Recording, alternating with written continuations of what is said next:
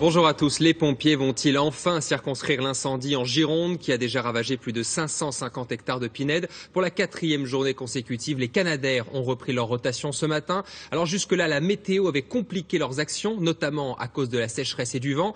Prenons donc la direction du poste de sécurité de Saint-Jean-d'Illac où sont coordonnés les moyens d'intervention. Bonjour Anne-Claire Poignard. Quelle est la situation ce matin, Anne-Claire ?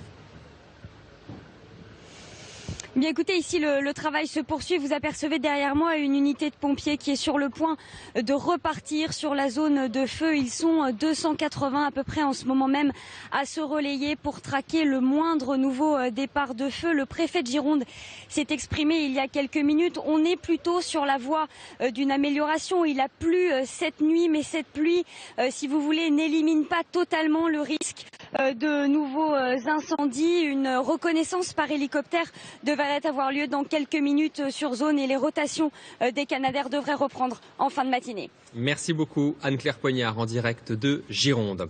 Dans l'actualité également, la mobilisation des éleveurs loin d'être totalement terminée. Plusieurs actions ont été organisées aux frontières espagnoles et allemandes. Il s'agit pour les producteurs de dénoncer les distorsions de concurrence entre pays européens. Reportage cette nuit en Alsace, Aurélie Méraud et Jean-Pierre Pasteur. Sur ce pont au sud de Strasbourg, à la frontière franco-allemande, une centaine d'agriculteurs filtrent les camions en provenance d'Allemagne. Ce camion vide a pu continuer sa route. Celui-ci n'a pas eu cette chance. À l'intérieur, 15 tonnes d'artichauts de Hongrie. Ce sont des artichauts étrangers qui sont produits avec un coût de la main-d'œuvre qui est un tiers d'une autre. Et donc effectivement, là, il y a vraiment une distorsion de concurrence. Des artichauts moins chers qui concurrencent les légumes français. C'est ce que dénoncent ces agriculteurs. Ce camion, lui, a dû rebrousser chemin. Au milieu de la nuit, une dizaine de camions ont déjà dû faire demi-tour sur les différents points de contrôle à la frontière franco-allemande. Une action qui doit se poursuivre tout au long de la matinée. Au moins jusqu'en début d'après-midi, à 14 h, une rencontre est prévue entre les agriculteurs et le préfet. Il était porté disparu depuis la mi-juillet. Après une randonnée en colonie de vacances, Mehdi, âgé de 17 ans, a été retrouvé sans vie dans le cirque de Gavarnie, dans les Hautes-Pyrénées. Un corps découvert mercredi dernier, mais on ne l'a appris que cette nuit. Une enquête a été ouverte par la brigade de gendarmerie. Les 6 jeunes grièvement blessés dans un accident de car à la Madeleine, dans le Nord, sont ce matin dans un état stable. Leur pronostic vital est donc plus engagé. Au total, 14 personnes sont encore hospitalisées. Le chauffeur a passé, lui, la nuit en garde à vue. Les tests d'alcoolémie se sont révélés négatifs. Un premier pas vers la simplification du bulletin de paie. Maintes fois annoncé, l'échéance a déjà été repoussée à 2018. Mais ce matin, c'est un rapport qui sera remis au gouvernement avec quelques pistes pour mieux comprendre notamment à quoi servent les différentes cotisations. Alexandra Usan. Les URSSAF, la PEC... Plus d'une quarantaine de lignes au total. Voici le bulletin de paye à la française. Exhaustif certes, mais quasi incompréhensible pour les salariés. Plusieurs propositions vont être soumises aujourd'hui au gouvernement pour faire plus simple, plus court, comme en Grande-Bretagne, à peine une demi-page, moins d'une dizaine de lignes. Pour y parvenir, il va falloir regrouper les cotisations par grands thèmes, santé, retraite ou encore chômage. Le rapport propose aussi de mentionner le montant total du salaire, salaire brut, plus cotisation employeur. Il suggère également d'inscrire les allègements financés par l'État. Autre sujet abordé, la dématérialisation de la fiche de paye, encore trop peu répandue. Seulement 15% en France contre 95% en Allemagne. Une fiche de paye digitale, c'est aussi la garantie de faire moins cher, environ 30 centimes de moins sur chaque bulletin. Toutes ces mesures pourraient voir le jour en janvier 2018.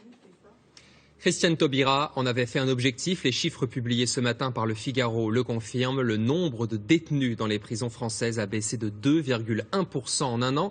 Cela représente 1600 personnes de moins que l'année dernière. Le nombre de bracelets électroniques a également diminué de plus de 6% sur la même période. On vous parle de plus en plus de ces voitures connectées et peut-être à terme de voitures sans pilote. Voilà donc une information qui inquiète tous les constructeurs automobiles. Pour la première fois, des pirates informatiques ont réussi à prendre le contrôle d'une voiture à distance et ont pu filmer leur expérience. Explication Claudia Le Désert. Imaginez, vous roulez dans votre voiture et soudain, votre volant n'en fait plus qu'à sa tête et vos freins se bloquent en vous envoyant tout droit dans le fossé. Piraté, votre voiture vient d'être contrôlée à distance. Le danger des voitures connectées, dénoncé avec humour par 2 pirates informatiques américains et leurs complices au volant du véhicule. Alors, on arrête le moteur. Je suis coincé sur l'autoroute, les gars. J'ai besoin de l'accélérateur. Faites-le marcher. Cette vidéo dévoile pour la première fois les problèmes de sécurité des voitures contrôlées à distance, comme la Google Car, un avertissement aux constructeurs. Depuis sa mise en ligne, Fiat Chrysler a rappelé plus d'1 million de véhicules. De son côté, le constructeur allemand BMW a voulu anticiper en rappelant plus de 2 millions de voitures pour les rendre moins vulnérables aux pirates informatiques. Aujourd'hui, il existe 27 millions de voitures reliées à Internet. Elle avait été retrouvée inconsciente dans sa baignoire le 31 janvier dernier. Bobby Christina, la fille unique de Whitney Houston, est décédée cette nuit à l'âge de 22 ans. Elle se trouvait dans le coma suite à une overdose, selon les médias américains. C'est également dans une baignoire que Whitney Houston avait été retrouvée sans vie en 2012 dans un hôtel de Los Angeles. La Turquie a de nouveau frappé cette nuit des cibles du PKK en Irak, des raids anti-Daesh de la semaine dernière qui se transforment donc en frappe, voire en guerre contre les rebelles kurdes. Anne-Christine Roth. Les chasseurs F-16 de l'armée turque décollent direction le nord de l'Irak. Leur objectif cette nuit encore, des positions du PKK, le parti kurde. Parallèlement, les chars ont bombardé un village en Syrie, tenu lui aussi par les Kurdes. Car c'est une double offensive dans laquelle s'est lancé le gouvernement turc. Offensive contre l'État islamique, accusé d'être derrière l'attentat suicide de Suruk qui a frappé le pays la semaine dernière, mais offensive également contre les Kurdes. Car si ces derniers sont en première ligne contre l'État islamique, le président Erdogan veut éviter à tout prix qu'ils en profitent pour pousser leur vieille revendication, la création d'un État indépendant. À l'intérieur de la Turquie, la situation est extrêmement tendue. Arrestation de militants kurdes d'un côté et de l'autre plusieurs soldats turcs tués. Cette nuit encore, la ville de Cizre a été le théâtre de violents affrontements entre Kurdes et forces de l'ordre. Barack Obama est arrivé hier soir en Éthiopie. Au programme tout à l'heure des rencontres, principalement à propos de la situation dramatique du Sud-Soudan. Une tournée africaine qui se poursuit après 2 jours au Kenya, le pays natal de son père, où vous le voyez, le président américain a vraiment été accueilli très chaleureusement. Accompagné de son homologue kényan, Barack Obama s'est même laissé aller à quelques pas de danse sur une chanson traditionnelle. Des images plutôt rares pour Barack Obama.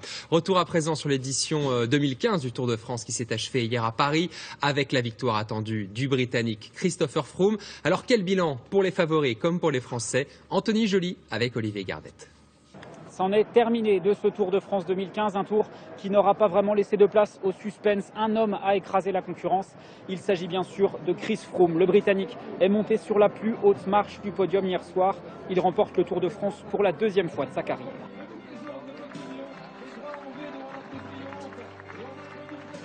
Hier, la pluie s'est invitée dans la dernière étape.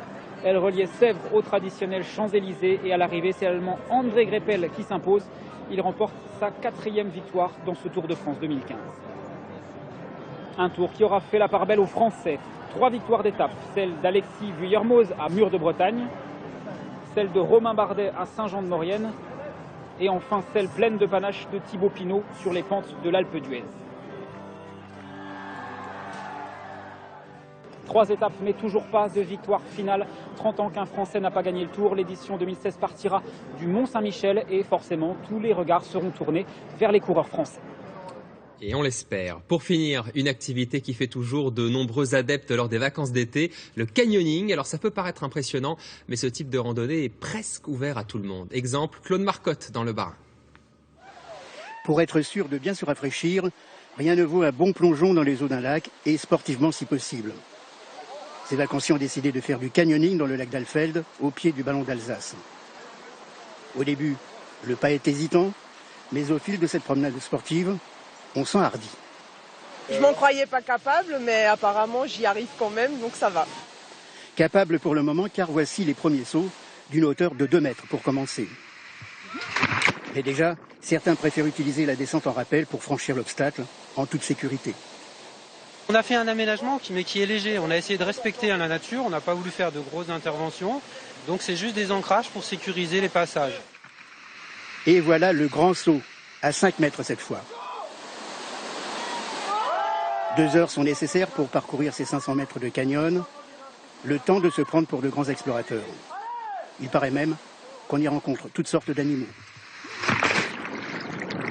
Voilà, 5 mètres pour le grand saut, Thomas, ça vous dit? Ça dit toujours quand on le voit à la télévision, hein, on se dit oui, quand on se retrouve en haut du rocher, là, c'est... Avec le casque et tout, c'est pas drôle. pareil. Merci, on se retrouve tout à l'heure.